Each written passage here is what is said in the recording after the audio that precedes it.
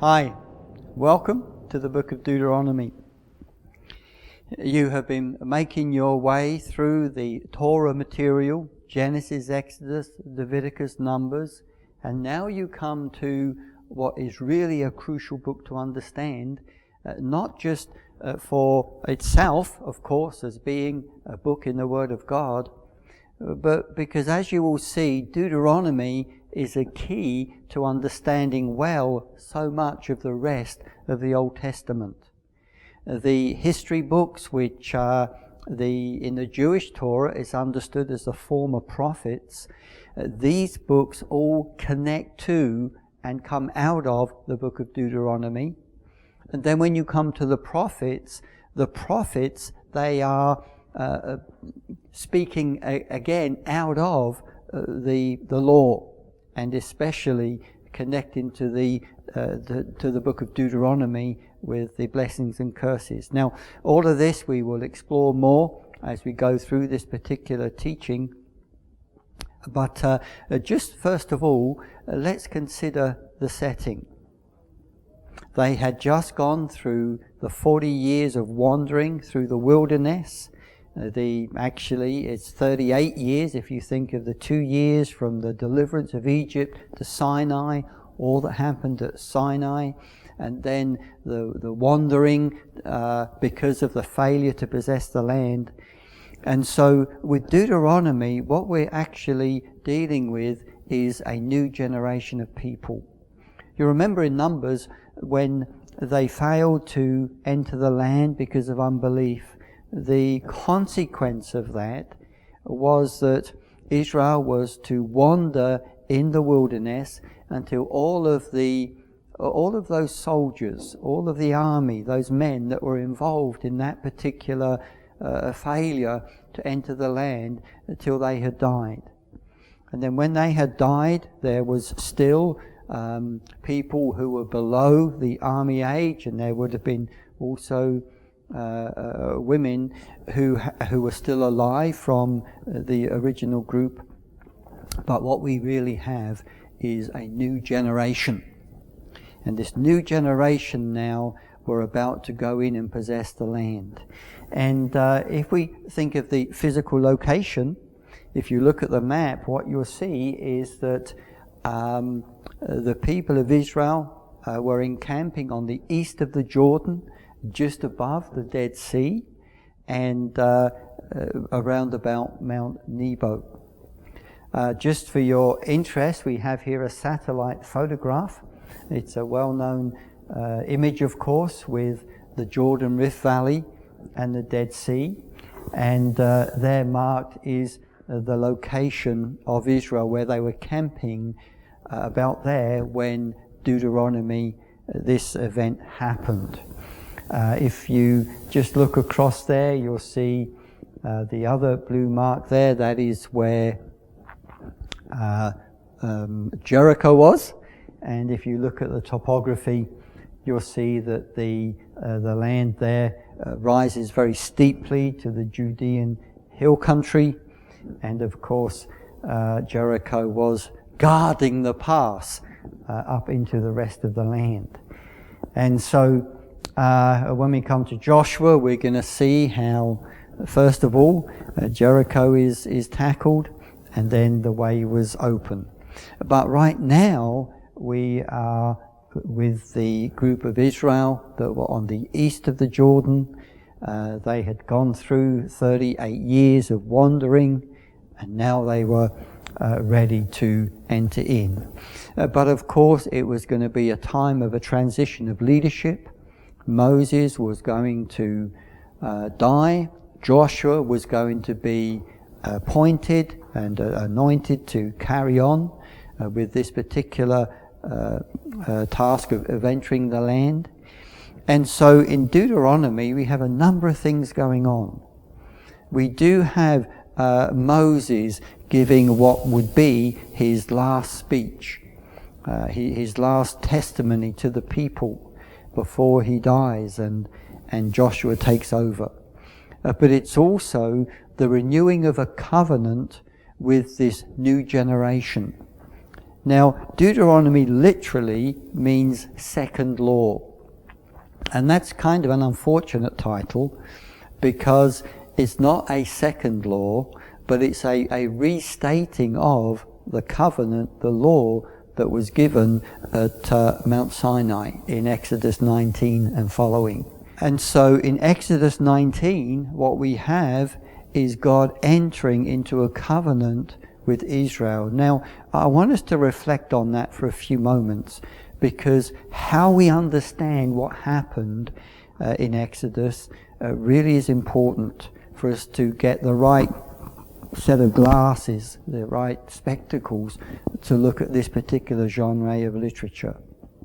So just go back there with me and imagine how this group of people, they entered Egypt as 70 people, a family of 70, and over those hundreds of years that family grew to become an estimated 1.5–2 million people.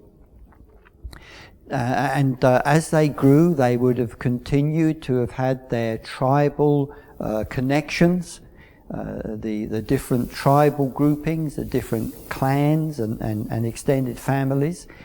But of course, the persecution, the oppression of slavery, we know from Exodus, was very awful for them. And they were crying out for deliverance. And then, of course, you know the story there. Moses at the burning bush, commissioned by God, and all of the wonderful deliverance. And so when the Exodus happened and this group of people moved from Egypt through the wilderness to Mount Sinai, what happened there was very important to understand.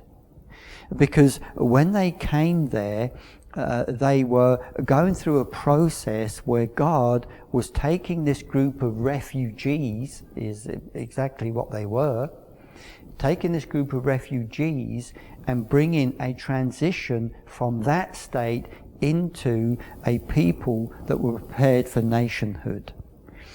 You know that they could have reached the promised land very quickly. It would have taken 10 days or a couple of weeks to get from Egypt to the southern border of the promised land. But God, in his wisdom, did something different. He took them all the way through the wilderness to Mount Sinai. And in chapter 19 of Exodus, we see God entering into a covenant with the people. In Exodus 19, we read how God was saying to them, I am the God who indeed brought you out of the land of Egypt and out of the house of slavery. I bore you on eagle's wings, this beautiful picture of God delivering the people out of Egypt. And he said to them that all the nations of the earth are mine, but you will be to me a special people, a kingdom of priests, a holy nation. And in that he was commissioning Israel to be indeed his representatives in the earth. In the same way as a priest represents a people to God and God to the people, so God was intending Israel to be a nation as a whole that represents him to the nations and the nations to him. All the nations of the earth are mine, he says, but you will be to me a kingdom of priests and a holy nation. You will be my special people. And then you'll remember, he said to them, if you keep my covenant. And you'll remember how the response of the people was, we will keep your covenant. There was even a covenant meal in chapter 24, where the elders of Israel, the leaders of the different tribes, they went up the mountain of God and they had a covenant meal together. We read about that. And also in chapter 20, we find God then gives Israel the 10 Commandments. And those 10 Commandments are the foundation of their national life. Often we think of the Ten Commandments as an individual thing, and I'm sure that's not wrong. But for Israel at this time, this became the foundation of their nationhood, and it was a foundation of how they were to actually govern their country. And so the thing I want us to get from here is that God was entering into a covenant relationship with them, and what he was doing was actually giving them their constitution. So as a tribe or a group of people that were refugees in the language of today, they weren't poor refugees. You remember that they despoiled Egypt when they came out. It's as if the hundreds of years of free labor, they finally received the payment for that. They despoiled the Egyptians and they came out very wealthy. Lots of herds and animals and gold and silver and expensive clothing. They were certainly very wealthy, but they were refugees in the sense that they had no country at this time, but they had no government system either. All of the instruments of government, they didn't have that. And so when God gives them the covenant, what he's actually doing is giving them those instruments, those institutions needed for governing of a country. And you'll notice the different categories that are addressed. The category of course, their religion and how they should worship. This was foundational for Israel, because in Egypt they had been involved in a society that was completely pagan. The Egyptian gods are well known. You can research this very easily on Google. Many different gods, and those gods were all connected to different spheres of and areas of society and of life. And therefore they were used to being involved in such idolatry. In the tragedy of the golden calf incident in Exodus 32, you'll remember when they thought Moses had died, they immediately thought of creating an idol. That was the way their mind was set, and that's the way it went. And the reason for that was their background. But as they were entering into a covenant with the one true living God, then they had to relearn all about how to operate and how the religious practices should be.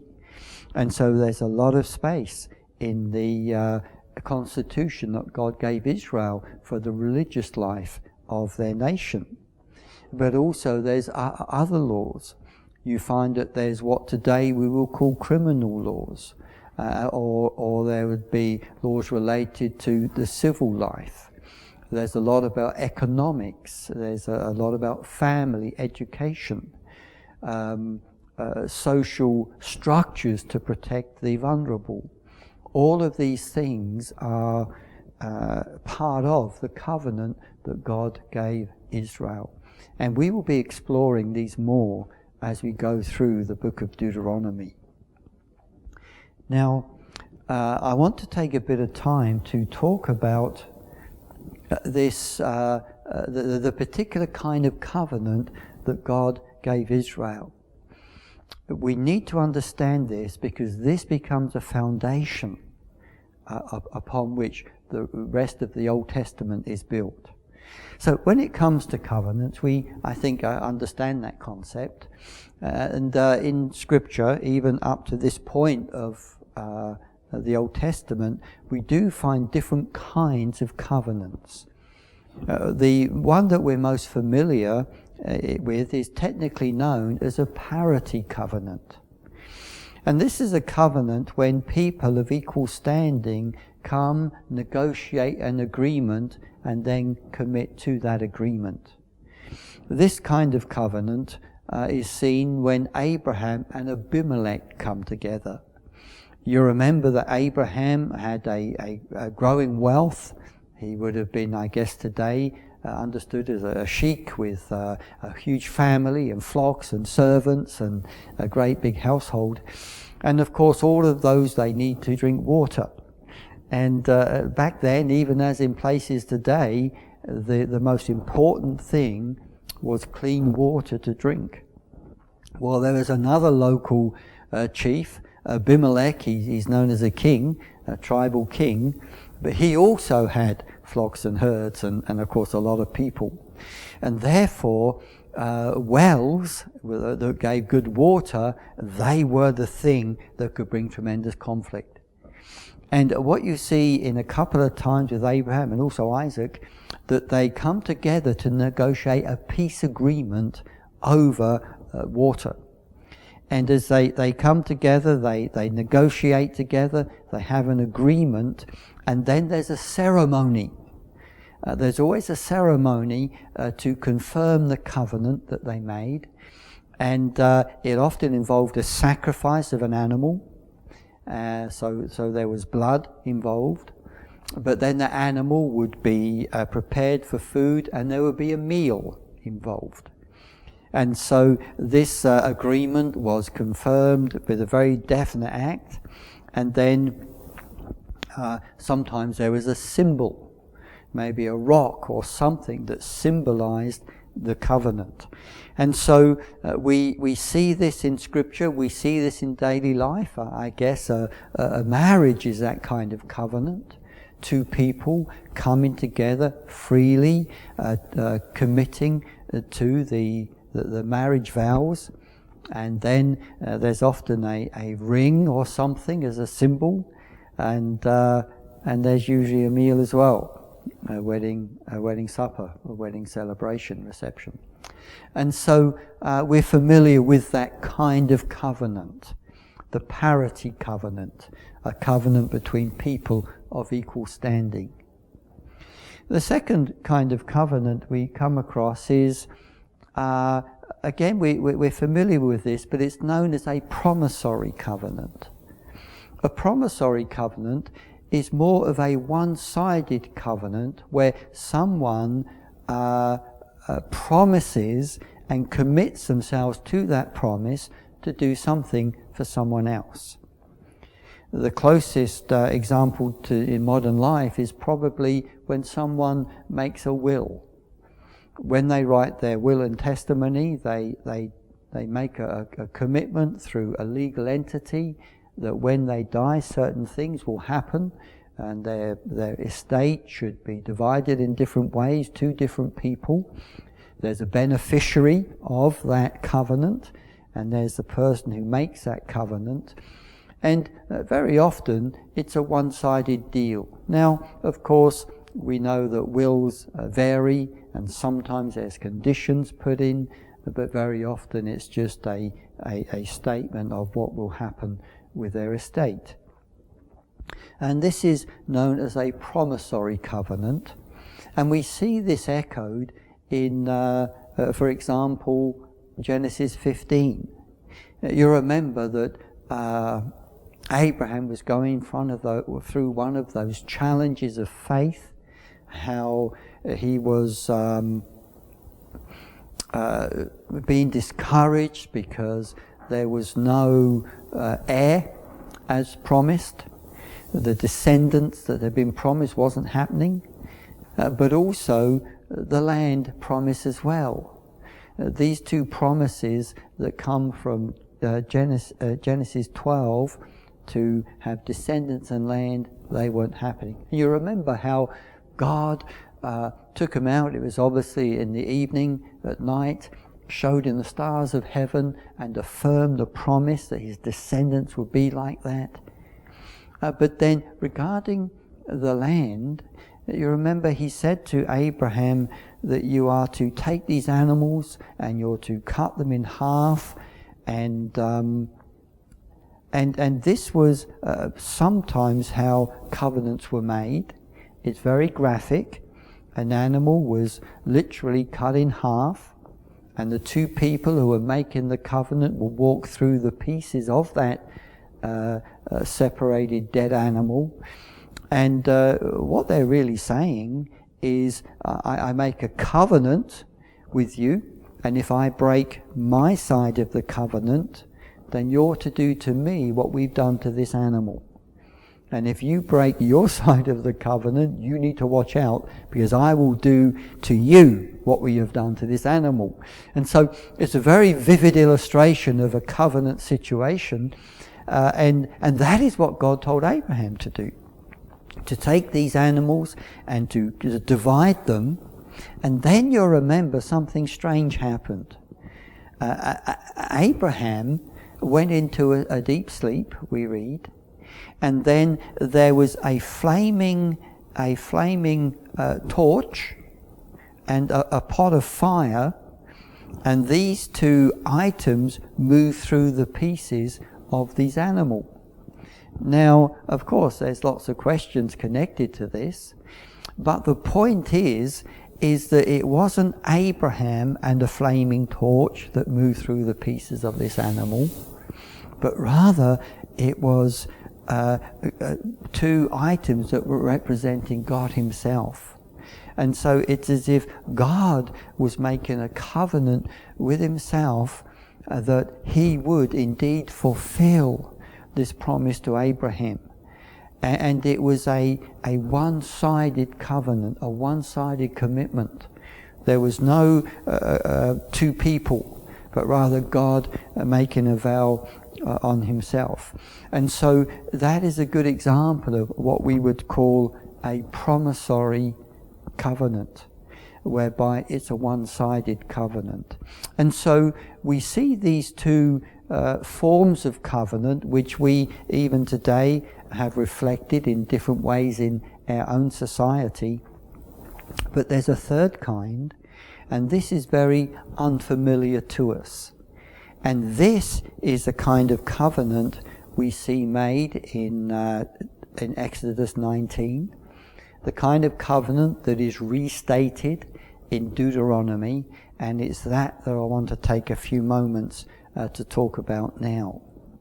This covenant is known as a suzerainty covenant. So, what is a suzerainty covenant? This is a whole different kind of covenant that we're not used to today. We're used to examples of people entering into an agreement between equals, whether it's marriage, as I gave an example, or whether it's a business arrangement. This is common.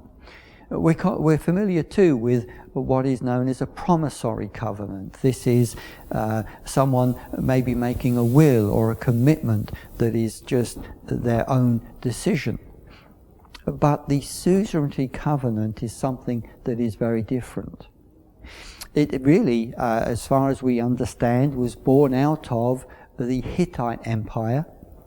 The Hittites were a big empire round about the time of Abraham. Their home was what today would be southern eastern Turkey, and they built an empire out of that location. They did it in a really clever way. So let's talk about this. This covenant is known as a suzerainty covenant because it is a covenant between a suzerain. A suzerain is a powerful king, and a vassal. A vassal is a name given to the defeated king. And so you have the suzerain, who is the great empire builder. You have the vassal, who is that defeated king. Sometimes this is known as a vassal treaty. It comes by two different names. Suzerainty treaty or a vassal treaty is the same thing. Now, let's understand how this emerged. Just imagine with me that we have a city-state. What I mean by a city-state is a city that would have a king, and then that king would control the land for a certain radius around that city. It would have villages. It may even have some other smaller cities. but there would be a king, and then just away over a few hills there may be another city-state. In other words, very small kingdoms. We see this in the book of Joshua. When you come to Joshua, you will see how he conquered a number of different kings in the southern part and the northern part of the Promised Land. And they were kings of city-states. And so to think, when we go back to this period of time, we don't have the kind of national think of today, but these smaller kingdoms, at least in this part of the world. So just imagine with me for a few moments that we have a city, we call it a brown city, and this city had a king and he controlled the land around. And then a few hills over we have a purple city. And the purple city, they had their king, and he controlled the different cities, different villages around, and the people, and they would have all worked and worked the land, and then they would have harvested it, and the king would have taken probably the giant share of what they produce. That was often the Canaanite way and the way of these kings. But and let's just imagine that they were peaceful together and they would trade together, the people of these different cities. And then we have a situation where there's a change of a king in one of those cities, and he's a very ambitious young king. And as he looks at his kingdom, and as he looks at the kingdom over there, the king and the kingdom over there, he evaluates that his army is stronger than their army, and so what he decides to do is not trade with them, but he's going to actually attack them and conquer them. And so this is what happens. He conquers the city and is able to scale the wall and all of the siege warfare and all of that, which is so common throughout so much of history. And when he conquers that city, he actually has a couple of choices. Very often in those scenarios, what the conquering king will do is destroy the army of the other king, maybe take all of the people to be slaves, burn the city, break it down, take all of the plunder they can find, the gold and the silver, the expensive clothing, diamonds, jewels, all of the treasures. And as I say, the people will be maybe sold into slavery or become slaves, and the city is destroyed. And then that king, the conquering king, then has all of that extra wealth and extra plunder and the cattle and the sheep and all of the livestock. The people of that city, they become richer. The soldiers are rewarded. And that is a particular scenario which has happened over and over again in history. But it seems that the Hittites, they actually had a different idea. That when they conquered a city, rather than destroying the city, destroying the king and the people, what they did was they actually entered into a covenant relationship with the defeated king and the defeated people. And in that arrangement, the defeated king, the vassal, was allowed to continue to rule his city. The people were allowed to continue to live and do their farming and all of the other things that they would do. But they had to pay tribute every year to the suzerain, to the victorious king. And in this way, the victorious king, rather than getting a one-time benefit from defeating that city, was rewarded every year with the wealth and the produce that has been created by the defeated city. And so this seems to be something that the Hittites did when they built their kingdom. But what we have developed is an arrangement that was really quite complex, because the suzerain would stipulate the terms of a covenant, and the vassal would have to agree to that covenant. And those stipulations, as we will see, were very detailed. One of the things, for example, was the army of the vassal. That army would be left intact. All of their war machine would not be destroyed, but rather the suzerain would require the vassal to bring his army and to make the army of the suzerain even bigger. And so therefore they would be able to grow as a military force and do greater exploits. One of the fascinating comments in the book of Jeremiah is that God said to Jeremiah in a prophetic word that the kings of the nations would set up their thrones outside the gates of Jerusalem. This is when the Babylonians attacked in 586 BC.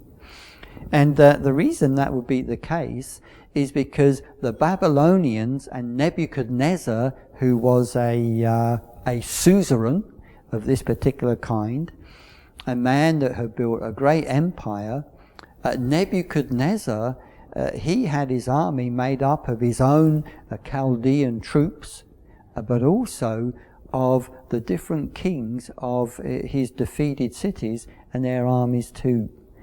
And so we see that this was a very common concept.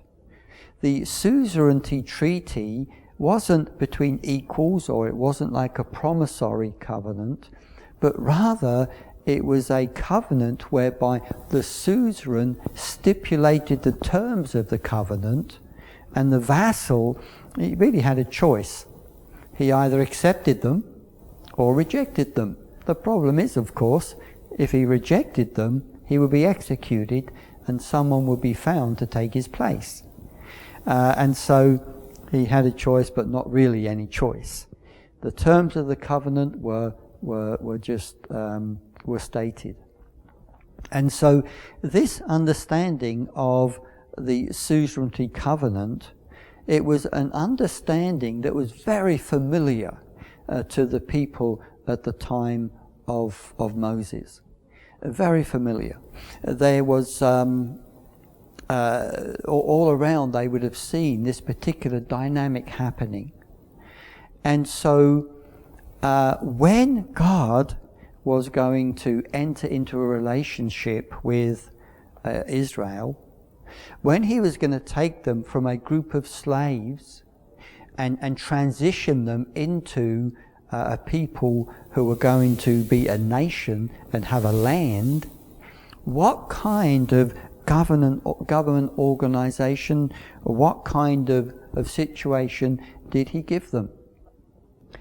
He didn't give them a republic or a parliamentary democracy. These are national concepts that developed an awful lot later. Rather, what God did was he took an arrangement that was familiar to them 3,500 years ago.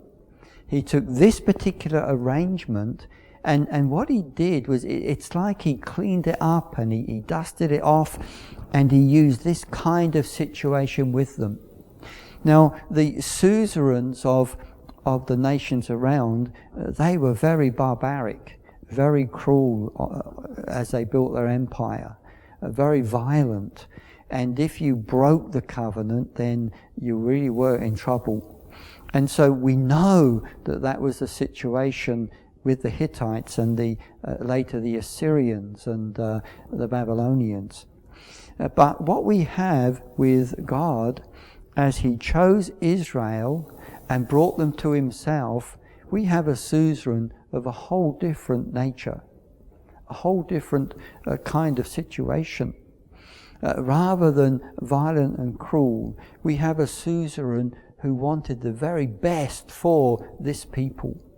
a suzerain who loved the people. And as we're going to see in Deuteronomy, every stipulation in the covenant he made with Israel was for the benefit and the blessing and the prospering of the people. It was always for their good and not the good of himself. But nonetheless, it was this framework that God used, a framework that was known to Israel, a framework that they would have understood, and he entered into covenant with them. And that is why in Deuteronomy 19, God says, if you keep my covenant. He doesn't say, if you keep our covenant, but rather, if you keep my covenant, you will be to me a kingdom of priests and a holy nation. All the nations of the earth are mine, he says, but you will be to me a treasured people. And so, when it comes to God's covenant with Israel that was made in Exodus 19:20 and following, that covenant that is renewed in Deuteronomy, it is this kind of covenant that we're talking about. It is as if God took this understanding that was well known and, as I said, cleaned it up, adjusted it, but then that becomes the framework of his relationship with Israel. God is the benevolent, merciful, kind suzerain, and Israel will be becoming like the vassal that would enter into a relationship. And God said over and over again that if you keep my covenant, then you will be a blessed people, you will be protected, you will be prospered, and you will be safe. But as we're going to see, if they did not keep his covenant, then there would be disciplines that would come upon the people for that very reason. And so, as we think of this covenant, what we discover is that the covenants that we have found in archaeology, that have been unearthed in the Middle East there, these covenants, they all have a specific, particular framework. When through archaeology these stone tablets were found and they were able to decipher the language, read what the text of these items said, they discovered what we today call the Suzerainty Treaty or the Vassal Treaty. And what they discovered is that these documents were very well thought out. In fact, they all had the same kind of structure. And firstly, they had what the scholars called the preamble of the document.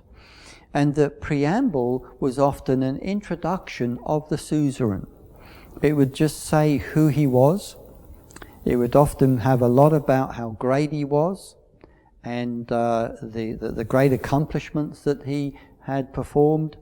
But particularly, it was identifying the suzerain. And then this agreement would go on to talk about what the scholars have called the historical prologue.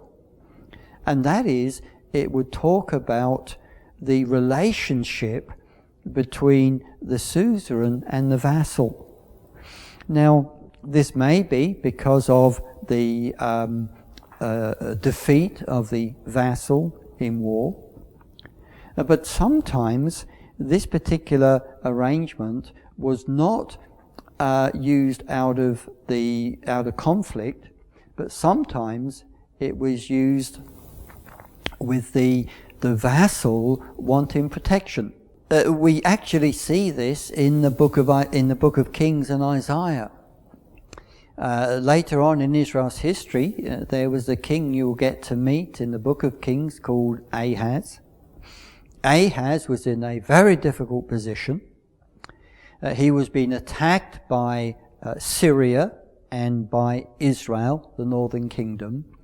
And so Ahaz, this king of Judah, rather than trusting God, that Isaiah told him to do, what he actually did was went to the king of Assyria, and he voluntarily became a vassal.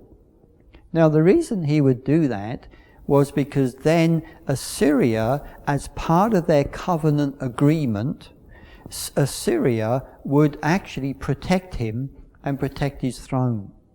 So although he was a vassal needing to pay tribute every year and fulfill other requirements, he was safe on his throne because of the protection of this bigger kingdom. And so this covenant relationship was entered in and became very well known, as I said, and there were always different angles to it. And so the historical prologue would often talk about the series of events that led up to this particular covenant being made. Either the defeat of the vassal and the benevolence of the suzerain in allowing the vassal to live and all that may be involved with that. This is the kind of thing, or maybe like Ahaz's situation where the vassal actually went to the suzerain for protection. Whatever led up to this particular covenant would be in the historical prologue. Once this has been worked through, we then have the covenant stipulations. And this here is basically what the suzerain requires of the vassal. We will have some examples of those things in a few minutes, but this is, if you like, the heart of the covenant agreement. But then there is a part that is in every one of these covenants, and it's known as the blessings and the curses. You see, there were consequences to the vassal obeying or not obeying the covenant. If the vassal obeys the covenant, then there were benefits for him that would be there. If he disobeyed the covenant, then the suzerain was laying out the consequences of disobedience. And these are done in detail. Often in these pagan documents, there's a calling upon the gods of the suzerain to be involved, but basically there would be a price to pay if the vassal disobeys. Now, when you understand how big this particular covenant arrangement is, you actually see this worked out in so much of the rest of the Old Testament. When you come to the Assyrian period, for example, it was this kind of arrangement that the Assyrian kings had with Judah and with Israel. And you see that when the kings of Judah or Israel rebelled against the Assyrians or the Babylonians, then there was always an attack that happened, the cities were laid siege, the king was executed, or all sorts of different things happened. And this is because this was part of that covenant arrangement, that of the blessings and of the curses. And then usually at the end there's a portion known as covenant continuity. And this is to ensure that the covenant arrangement goes beyond just one generation. And so it will make provision that if the vassal dies, the son and heir of the vassal is automatically included in this covenant arrangement. And if the suzerain dies, then this covenant arrangement continues beyond the one suzerain, but also to their heir as well. And so you can see that these covenants were well thought through and transitioned just one particular generation. And so this particular outline is something that is common to the different covenants that have been found. Now, on the screen there, you see an example of a vassal treaty or a suzerainty treaty with an Assyrian king. This is later than Moses' time. It was around about 672 BC. and it was made with a chief of the a median area, Ramatia. And so that's an example of what a vassal treaty, a suzerainty treaty may look like. You see that this one is broken, but nonetheless we have here the cuneiform script, and this is just an example of the ancient writing. It was made with a wedge-shaped implement into clay, or of course here there would be chisels that would chisel out the stone. But these different wedge-shaped patterns, they're letters, and thankfully there are those who are able to read this and translate it. Marvelous. This is how we're able to know so much. And so just some examples of the stipulations. So we put some feet on this thing. What kind of stipulations were involved in these treaties? Well, to bring tribute each year. That, of course, is a big one. The suzerain required the vassal to often appear personally and bow before him, or maybe allow representatives. But the thing is, they will be bringing wealth into the kingdom of the suzerain, and the suzerain would determine what that should be. And probably it was enough to make sure that the vassal remained poor, and therefore the suzerain had control. Another stipulation would be that the suzerain, the vassal, even as he entered into a covenant with the suzerain, he was not allowed to enter into the covenant with any other, anyone else, any other being. And this is something that got Judah into big trouble later on, because they had a covenant with Babylon, but then what they did was they entered into an alliance with Egypt. And of course they were looking for Egypt to bring their armies to join them and to throw off the yoke of the Babylonian suzerainty covenant, the Babylonian king. But what the suzerainty covenant would stipulate is that the vassal is not permitted to do that. There's to be no other foreign alliances.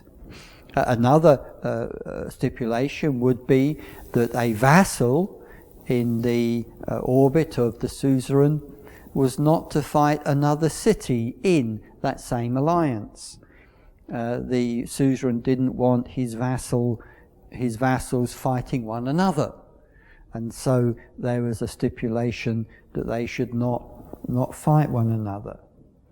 Another stipulation in the covenant could be a call to arms from the suzerain. When the suzerain requires the vassal to bring his army to go to battle, then the vassal was required to do that. I've spoken about that. And then there's other things too, and this just gives you an idea of the detailed nature of these vassal treaties.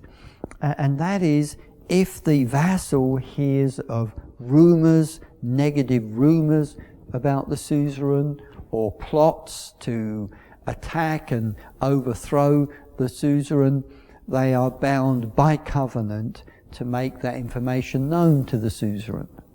It is part of the covenant agreement. And then there were stipulations to enable the empire to operate legally. So if there was a fugitive, if there was someone who had broken the law and they ran to hide in a city for protection of the vassal, then the vassal was required to give that person up. I guess today we would call that an extradition treaty. And so there was this kind of arrangement between the different cities as well. And so you find that there were lots of stipulations like this to enable the empire to function.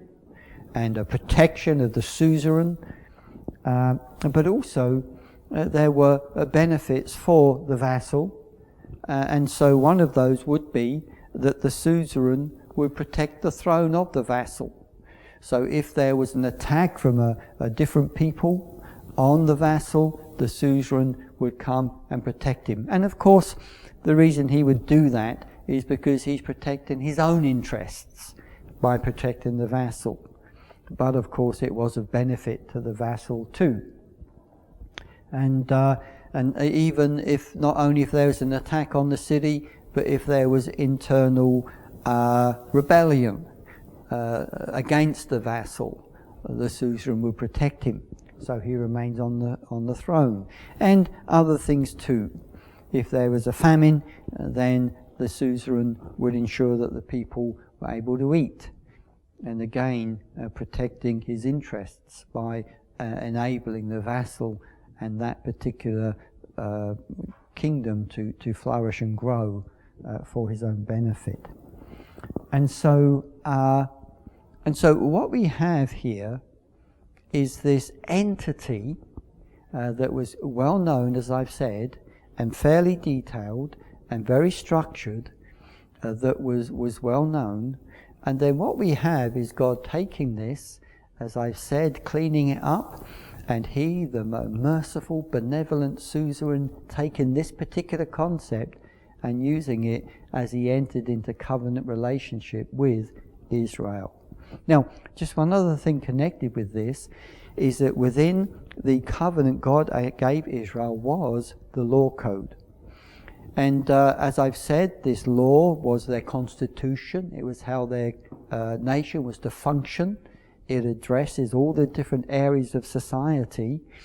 But as you read Exodus 21 through 24, as you read the different laws in Leviticus, Numbers, Deuteronomy, we don't find that the laws are grouped together in ways that we would understand today, such as property law or civil law or social order protection. We have these different categories today. That isn't the way it worked there. Often the laws were kind of all mixed up in the subject matter. And what is interesting is that is how law was given. On the screen you see a picture of this famous stone structure that is in the Louvre in France, actually, known as the Code of Hammurabi. And Hammurabi was about 300 years before Moses, and it is a law code for his people there in the Babylonian area. And people have noted the similarities between the law of Moses.